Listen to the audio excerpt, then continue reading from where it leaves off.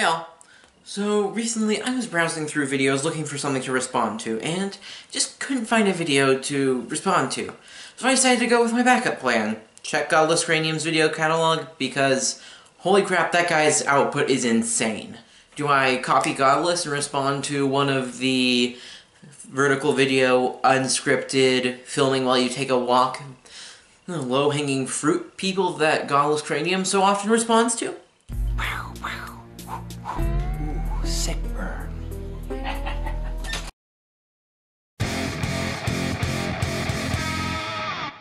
But seriously, GC, if you're watching this, no disrespect. I am a huge fan. You're an inspiration to me. Too late. You're dead to me. Just kidding. Disappointed Optimist has 78 subscribers at the time of this recording, so if you want to check out his channel, I'll leave a link in the description box below. Now on to some delicious, low-hanging fruit. Today's succulent, overripe fruit is brought to you by Friended, who recently made a response video to Genetically Modified Skeptic's video about anti-theism. Both videos will be linked in the description box below. Let's jump on in. So a lot of people have been attacking my pro-science, pro-logic, pro-reason, pro-evidence, anti-theist position. And I just want to say, most of these people are completely full of shit.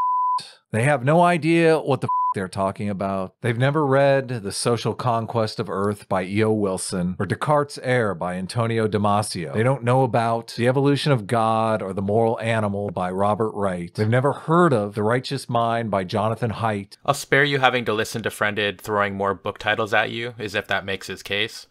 Newsflash to Friended: anyone can throw book titles out. It doesn't mean you understand them. It doesn't tell us what you found convincing in those books. Here, let me show you.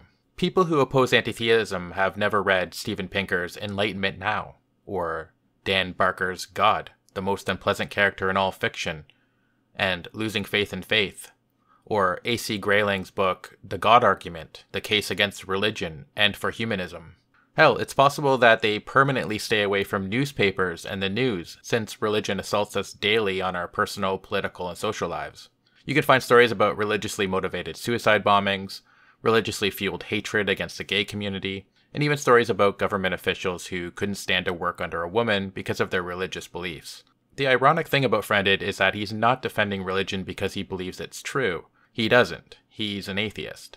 Instead, he believes that because we evolved to believe in religion, this is a good enough reason to defend it. But I'll let him explain.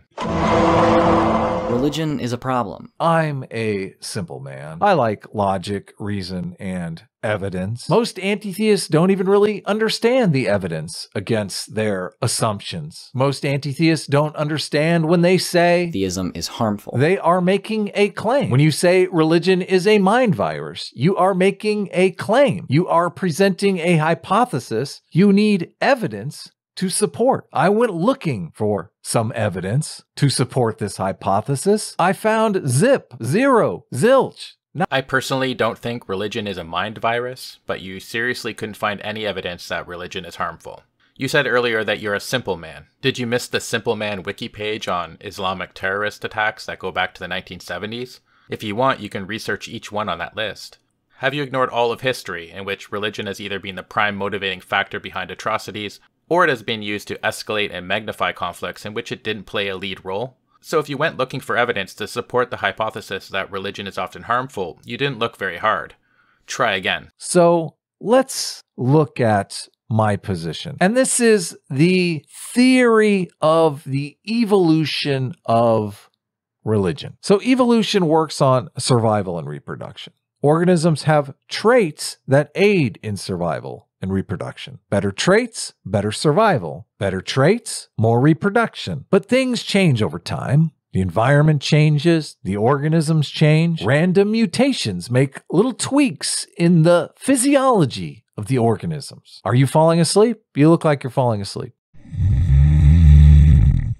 The idea behind religion is that religion came along as an adaptation. Humans compete against one another for resources, food, shelter, mates. But one human can only do so much. So nature thought, what if I could combine some of these humans into groups? I mean, nature had done it before, combining very basic prokaryotic cells into more complicated eukaryotic cells. Then it combined those eukaryotic cells into more complicated organisms. organisms, like plants and animals, but how to make humans work together like a team, like a cell wall turned bacteria into eukaryotes, and skin turned eukaryotes into organisms. Religion turned some of those organisms into tribes. Tribes with cultural adaptations which quickly spread. Now, tribes with better cultural adaptations that made the tribe fight harder, better utilize resources, or produce more members outcompeted other tribes. So yes, religions evolved as a glitchy agency detection device, but the tribes who could acquisition that glitchy agency detection device and through religion turn it into a free, efficient, and ever-present cop on the beat, ready to punish cheaters and slackers at a moment's notice, tended to have an advantage over less religious, less cohesive groups. As famed book reviewer and king of YouTube PewDiePie puts it, groups created supernatural beings not to explain the universe, but to order their societies. Now, still today, many religious people intuitively feel people won't be good without this invisible cop on the beat. I hear them talking about it religiously. Now, anti-theists argue that people will be good,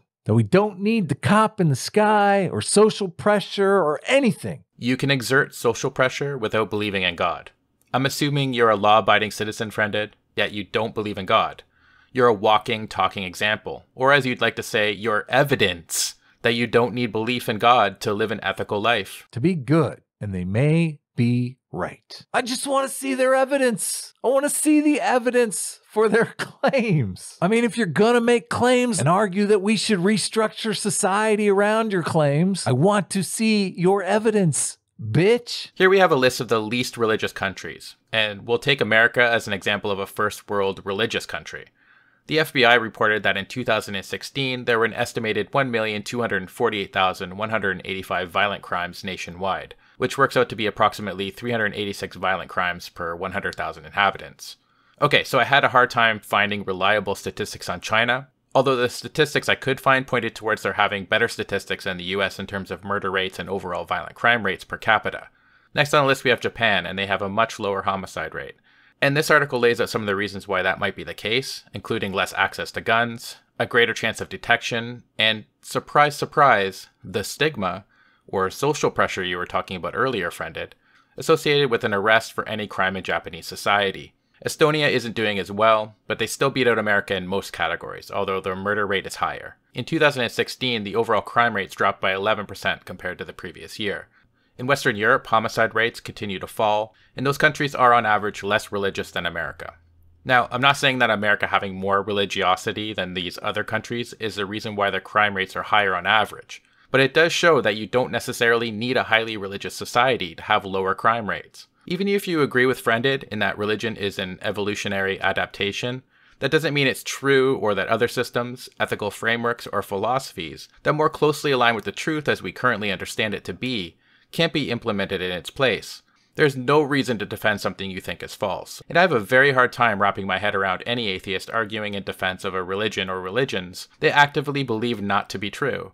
I mean, you could argue that racism is also an evolutionary adaptation born of tribalism, or our tendency to see the world through the lens of an us versus them mentality. But would you argue that we should keep it around and not argue against the concept when it rears its ugly head? We're capable of realizing that just because something might have been evolutionarily advantageous at one point in our history, that doesn't necessarily mean it's true, or that it's ethical, or that it's advantageous now. We can also think of replacement solutions that don't rely on supernatural barbarism, and things that just aren't true. So about 2 weeks ago, Godless Cranium said during a stream that he was happy that he didn't know how to speak in tongues. So anyway, I thought that I would teach Godless Cranium how to speak in tongues. So the first step is to focus on Jesus. The next step is to simply shut off your mind, or begin to, and start making a sound. Any sound. You can just pick anything and repeat it over and over. Sorry haki moshera mokai harmoshera mokai homoshikai haramakore makai sorry mokai sorry mohaki moshera mokai.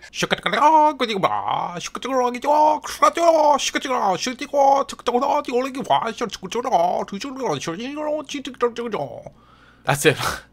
That's Jesus Ease that's all I got for you today. Take care and cheers.